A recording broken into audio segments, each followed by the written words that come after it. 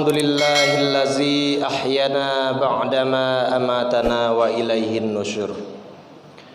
Ashhadu an la ilaha illallah wa ashhadu anna Muhammadan abduhu wa rasuluh sallallahu alaihi wasallam la nabiyya ba'da amma ba'duh. Faya ayyuhal hadirun ittaqullaha haqqa tuqatih wa la tamutunna illa wa antum muslimun. Fasma'una faqallahu ta'ala fil Qur'anil Karim. A'udzubillahi minasyaitonir rajim. Bismillahirrahmanirrahim. Wa anna as-sa'ata atiyatul la raiba fiha wa anna Allaha yab'asu man fil qubur. Shadaqallahul azim. Yang sama-sama kita hormati Bapak dan Ibu pengurus Masjid Al-Hijrah, Bapak pengurus RT, Bapak pengurus RW, ataupun pengurus komplek Bumi Lestari Indah, Bapak-bapak dan ibu-ibu, para guru-guru kami dan jemaah yang hadir pada kesempatan subuh yang berkah ini, jemaah subuh rahimakumullah. Bersyukur kita atas kehadirat Allah Subhanahu wa taala, atas segala limpahan rahmat dan kurnia-Nya Allah, atas segala nikmat yang telah Allah berikan dan senantiasa selalu Allah curahkan kepada kita semuanya. Mulai atau sejak kita tidur tadi malam sampai kita bangun tidur tadi ketika hendak melaksanakan sunnah sahur ataupun qiyamul lail, yang mana tidur itu sendiri merupakan nikmat Allah yang tiada tara nilainya. Karena saking banyaknya atau saking nikmatnya tidur tersebut, banyak di antara saudara-saudara kita yang ketiduran dari mengingat Allah. Kemudian salawat beserta salam tak lupanya kita mohonkan kepada Allah, mudah-mudahan selalu disampaikan kepada sahabat yang nantinya tidak memiliki sahabat, dan semoga disampaikan kepada teman yang nantinya tidak memiliki teman, dan semoga disampaikan kepada penolong dan pemberi syafaat, yang mana di hari akhir nanti tidak ada lagi penolong dan pemberi syafaat kecuali syafaat dari baginda. Dia sangat dekat dengan fakir dan miskin, cinta kepada anak yatim, karena beliau dilahirkan dalam keadaan yatim, yakninya baginda Muhammad Rasulullah sallallahu alaihi wasallam. Ya Nabi, salam alaika. Ya Rasul, salam. Salam alaika ya Habib. Salam alaika. Salawatullah alaika. Semoga dengan selawat yang senantiasa kita bacakan, baik itu kita zaharkan ataupun kita ucapkan dalam hati kita, nantinya akan menjadi syafaat di hari akhir, yang mana tidak ada lagi pertolongan ketika ditimbangnya antara pahala dan dosa kita di yaumil hisab nanti. Malaikat menimbang antara pahala dan dosa kita, dan ternyata na'udzubillah banyak perintah Allah yang lalai kita kerjakan, banyak larangan Allah yang kita langgar, sehingga pada saat itu ternyata lebih berat timbangan dosa kita. Pada saat itu Rasulullah selalu menyaksikan berada di samping malaikat yang menimbang pahala dan dosa umatnya, mulai dari yang pertama sampai yang terakhir dihisab. Nah, ketika si fulan ini ditimbang pahalanya dan ternyata berat timbangan dosanya, pada saat itu Rasulullah mengangkat kaki kanannya dan meletakkan di timbangan pahala si fulan tadi, maka beratlah timbangan pahalanya. Menyaksikan hal yang demikian, malaikat bertanya, protes kepada Rasulullah, "Ya Rasulullah, kenapa engkau letakkan kaki kananmu di atas timbangan pahala ataupun kebaikan si fulan ini? Sudah jelas tadi timbangan dosanya lebih berat daripada timbangan pahalanya, karena aku sudah bersiap untuk mencampakkannya ke dalam api neraka."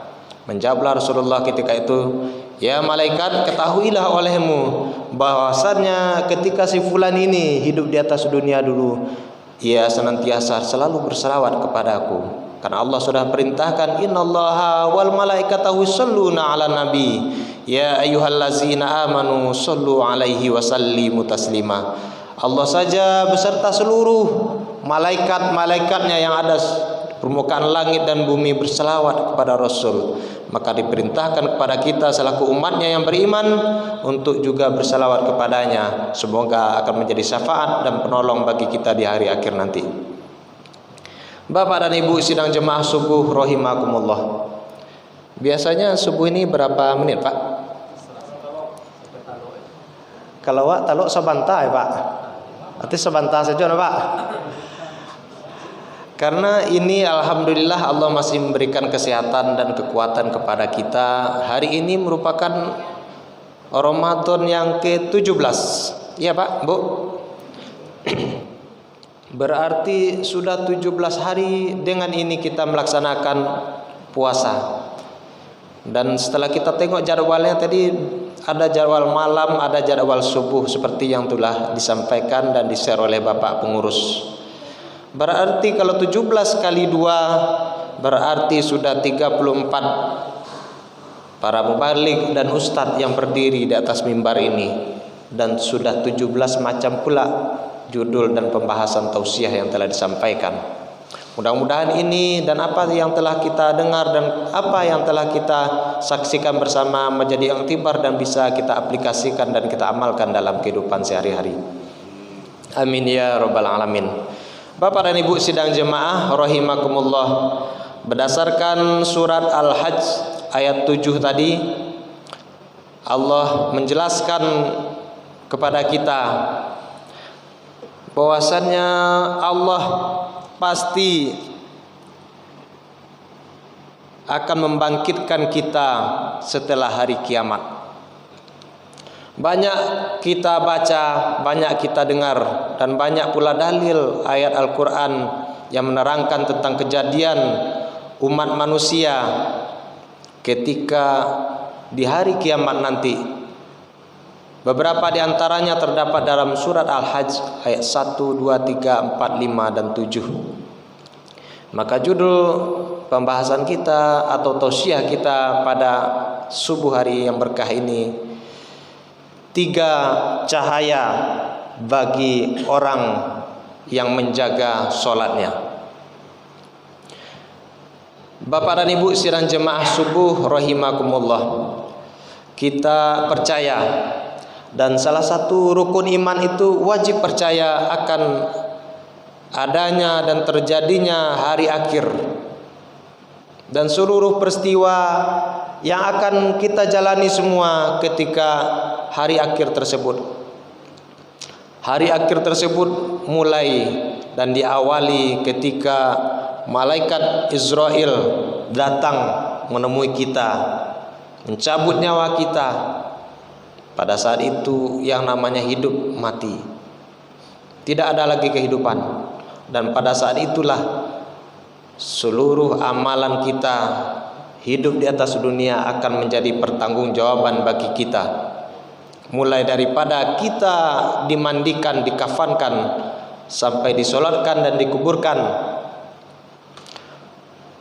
Mungkin kita belum akan meninggal di saat hari kiamat terjadi, namun hari kiamat itu pasti akan datang. Kapan masanya kita tidak tahu, wallahu alam. Ketika datang masanya hari kiamat tiba, malaikat Israfil meniup trompet sangkakala. Tiupan yang pertama akan menghancurkan segala bumi dan seluruh isinya. Tidak ada lagi kehidupan. Dan setelahnya semuanya rata. Wallahu alam, sangat lama waktunya ketika itu. Dan yang terakhir mati adalah malaikat Israfil selaku yang ditugaskan oleh Allah untuk meniup trompet. Dan dia pula lah yang pertama kali dihidupkan oleh Allah untuk melaksanakan tugas yang kedua, yakninya meniup trompet yang kedua kalinya. Ketika ditiup trompet yang kedua kalinya, maka seluruh kematian hidup kembali. Semua kita bangkit kembali. Seluruh umat manusia semenjak zaman Nabi Adam dulu, atau sejak Nabi Adam sampai kepada manusia atau umat yang terakhir mati ketika menyaksikan tiupan trompet yang pertama hari kiamat. Seluruhnya bangkit.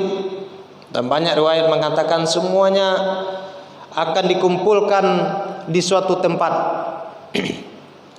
yang namanya Padang Mahsyar. Suatu tempat dataran yang sangat luas sekali, karena itu menjadi tempat berkumpulnya seluruh umat manusia.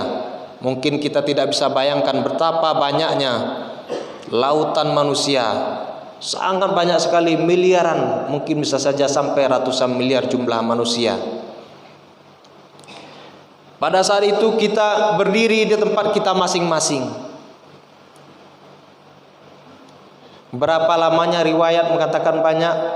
Ada yang mengatakan 44 tahun hari akhirat lamanya kita berdiri di tempat kita masing-masing. Satu hari akhirat itu ada yang menjelaskan 40 tahun kehidupan di dunia ini. Ada yang menjelaskan 100 tahun kehidupan di atas dunia ini. Bayangkan sangat lama sekali kita berdiri ketika kita dibangkitkan dan dikumpulkan di padang mahsyar tersebut. Ketika itu masing-masing kita tidak lagi kenal dengan siapa yang ada di sebelahnya. Seorang anak tidak akan lagi ingat akan orang tuanya. Seorang ibu tidak akan ingat lagi akan anaknya. Semuanya merasakan kegalauan yang sangat mendalam, ketakutan yang sangat belum pernah ia rasakan ketika ia hidup di atas dunia dulu. Sangat lama sekali.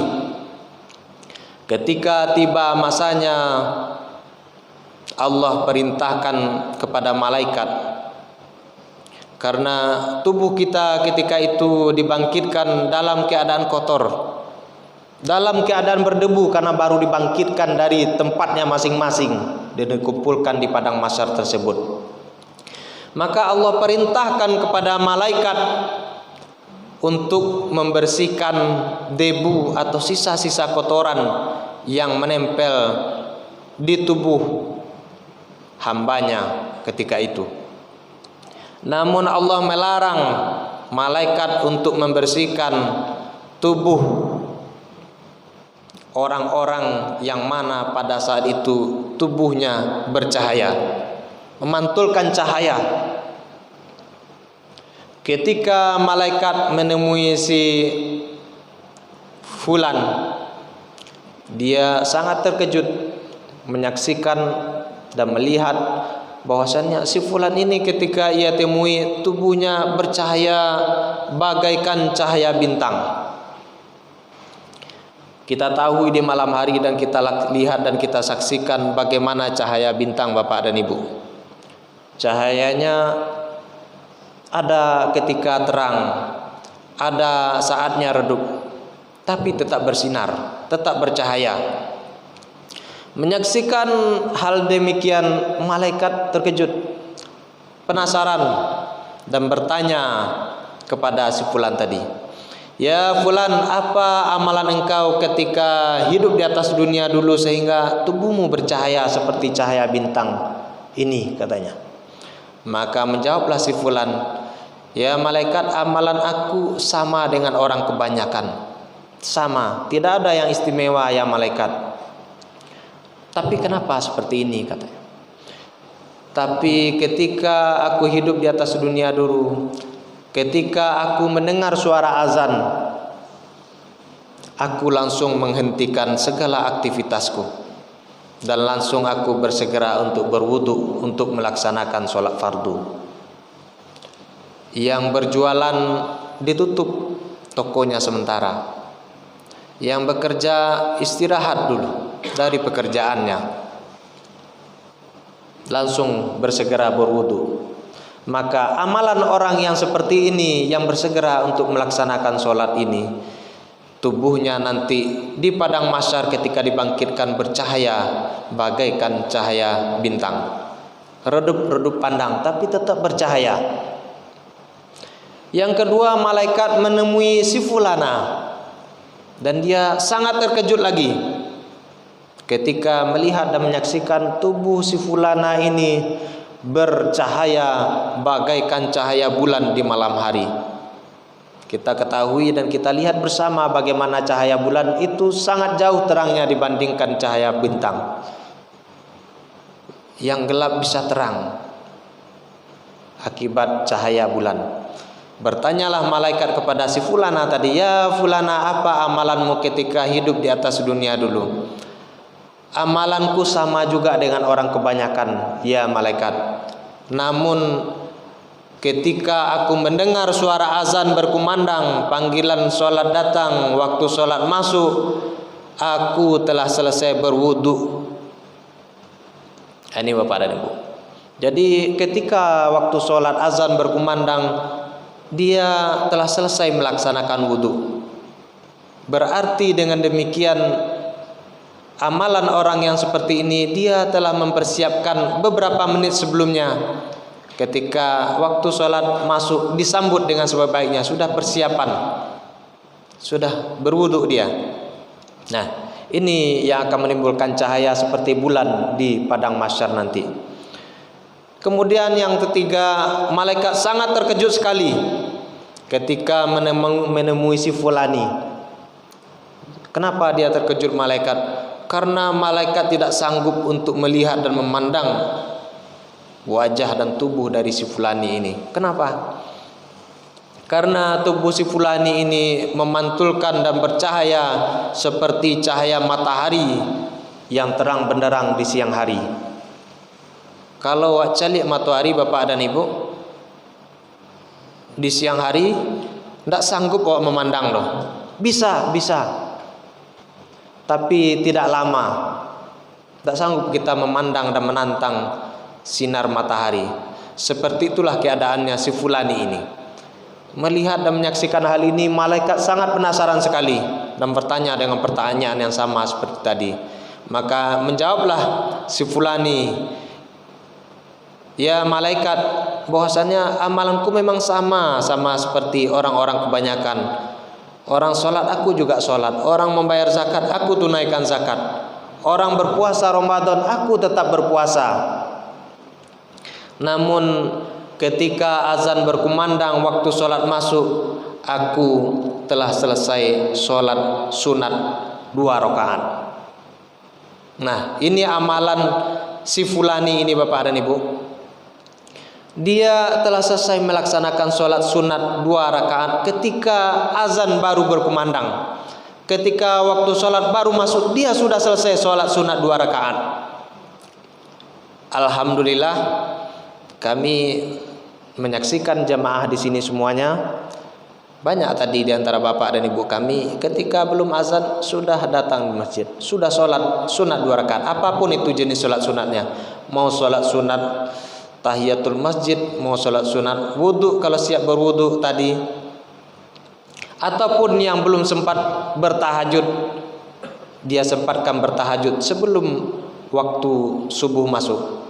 Apapun jenis sholat sunatnya. Jadi si fulani ini amalannya ketika waktu sholat masuk dia telah sholat sunnah 2 rakaat, sehingganya tubuhnya bercahaya bagaikan terangnya sinar ataupun cahaya matahari di siang hari. Maka bagi orang-orang yang bercahaya tubuhnya seperti ini, Allah larang malaikat untuk membersihkan tubuhnya karena tidak perlu lagi dibersihkan. Kalau calik bapak dan ibu bola lampu ko di siang hari ketika kita matikan stop kontaknya, tidak ada lagi cahaya. Coba saksikan di siang hari ataupun bola lampu yang ada di rumah kita. Kalau tidak ada kita rawat, tidak ada kita bersihkan, pasti banyak debu yang menempel, banyak kotoran yang nampak, Pak. Jaleh, kenapa? Lampunya dalam keadaan mati. Kenapa mati? Tidak ada cahaya.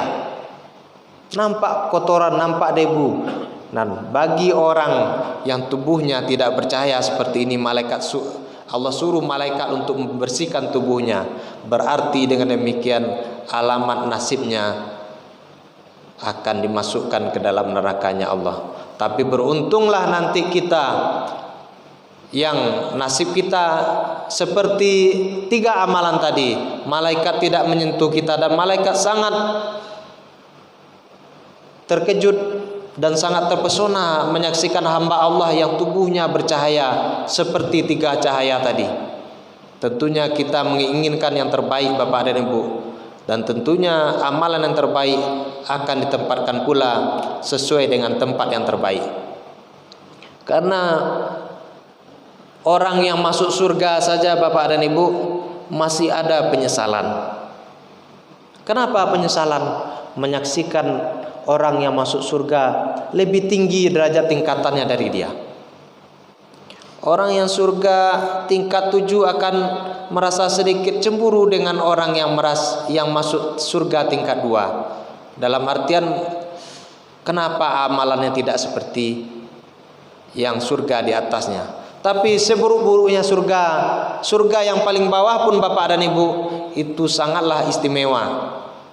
Tidak bisa kita bayangkan dan tidak bisa kita lihat, dan tidak pernah pula kita dengar bagaimana keindahan surga tersebut. Masih ada penyesalan, apalagi orang yang masuk neraka, Bapak dan Ibu, selamanya akan merasakan penyesalan. Dan bagi orang yang tidak percaya, tubuhnya akan mengalami penyesalan yang sangat mendalam. Di dunia saja, Bapak dan Ibu, kita lihat, kalau orang tersebut menjaga akan sholatnya, pasti akan nampak aura positif dari wajahnya, Bapak dan Ibu. Bercahaya wajahnya nampak dia, Pak. Sanang mata memandang, barasih nampak mukanya, walaupun dalam kulitnya ndak putih-putih mana. Tapi coba Wak cari orang yang tidak pernah sholat sama sekali, pasti auranya ya tidak nyaman.